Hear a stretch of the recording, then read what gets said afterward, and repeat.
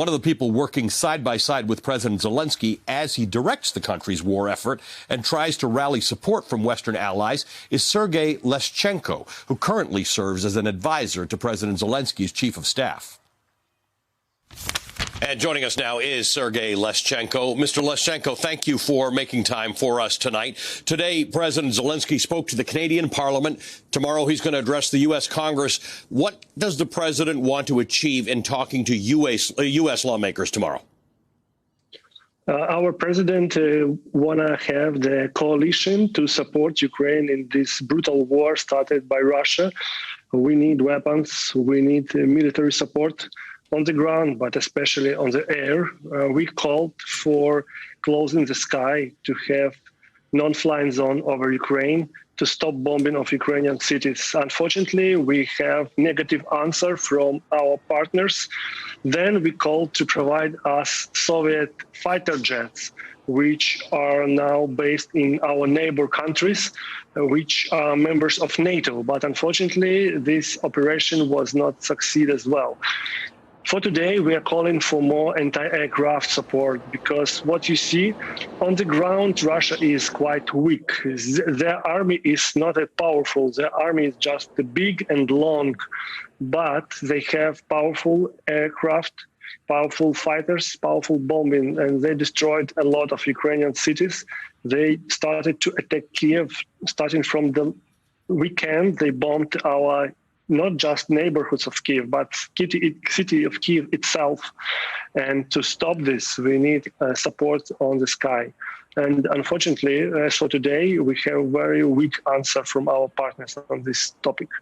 That is why President gonna address the issue for American lawmakers and American citizens to call for unity, to call for solidarity, to call for humanism, to provide more support for Ukraine. We are very much appreciate all support done by American citizens, American government for Ukraine. But as President told today to British Prime Minister, the support provided us for a week. We spent the support during 20 hours. We need more weapons to defend our country. One of the problems, Mr. Leshchenko, is that NATO countries are saying that Ukraine is not a NATO member. Today, when he addressed the EU leaders, President Zelensky appeared to give up on the prospect of Ukraine ever joining NATO. Ukraine's constitution commits Ukraine to actually pursuing membership in NATO. So why did that happen? Why did the president say he thinks that NATO, Ukraine is not going to join NATO, which is exactly what Vladimir Putin wants?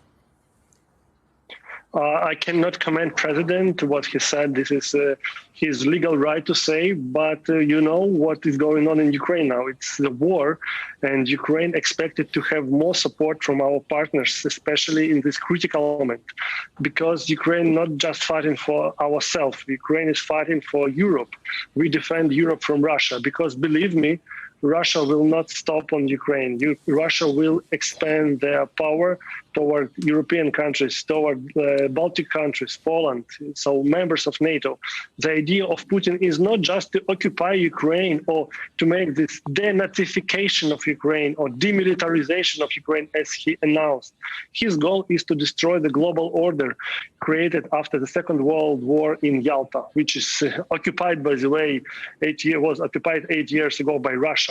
That is why Ukraine is calling for support from our partners to provide the weapons which we are looking for. But unfortunately, the answer is very weak. And the argument is that if we, as a NATO members, provide these weapons to Ukraine, we will escalate, we will provoke Russia more.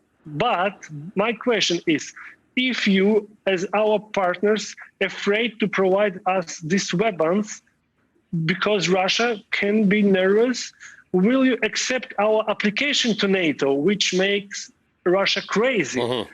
It looks like you're not gonna do this. Yeah. It looks like we are living in like in a dream, you know, but it's time to wake up, because we are losing our country, we are losing our people, we are losing our economy. And we have to find the form of our guarantees, of our sovereignty, of our integrity, of our security.